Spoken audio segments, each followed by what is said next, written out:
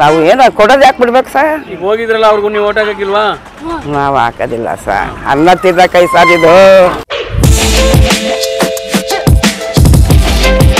ಈ ಥರ ಎಲ್ಲ ಫ್ರೀಗಳು ಕೊಟ್ಬಿಟ್ಟು ಜನಗಳನ್ನ ಸೋಂಬೇರಿ ಮಾಡ್ತಾವ್ರೆ ಅಂತವ್ರಲ್ಲ ಏನು ಮಾಡೋದು ಸರ್? ನೆನ್ನೆ ದಿವಸ ಹೋಗ್ಬಿಟ್ಟು ನಾವು ಏನು ಅವ್ರಿಗೆ ಏನು ಟಾರ್ಚರ್ ಕೊಡ್ತಾವ್ರೆ.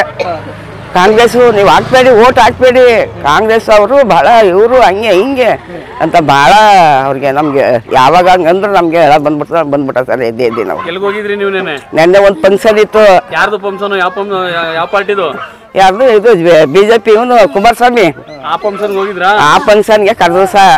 500 ಕೊಡ್ತೀವಿ ಅಂತ. ಅವರು 200 ಕೊಟ್ಟರು.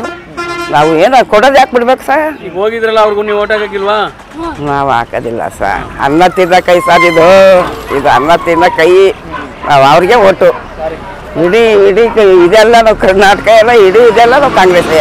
ಅವೆಲ್ಲ ಅನುಕೂಲಗಳು ಆಯ್ತಾ ಸರ್? ಆಯ್ತಾ ಸರ್. ಏನು ಉಪಯೋಗ ಆಯ್ತೈತೆ ನಿಮಗೆ?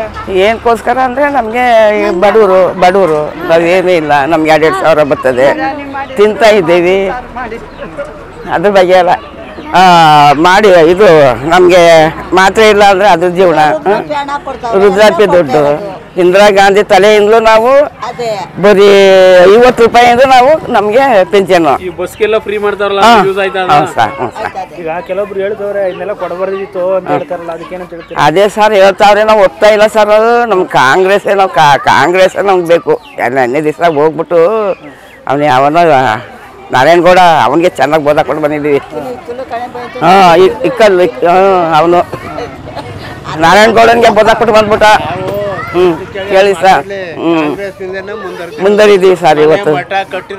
ನಮ್ಮ ಯೂಟ್ಯೂಬ್ ಚಾನೆಲ್ನ ಸಬ್ಸ್ಕ್ರೈಬ್ ಆಗಿ, ಲೈಕ್ ಮಾಡಿ, ಪಕ್ಕದಲ್ಲಿ ಕಾಣಿಸೋ ಬೆಲ್ ಐಕನ್ನ ಕ್ಲಿಕ್ ಮಾಡಿ.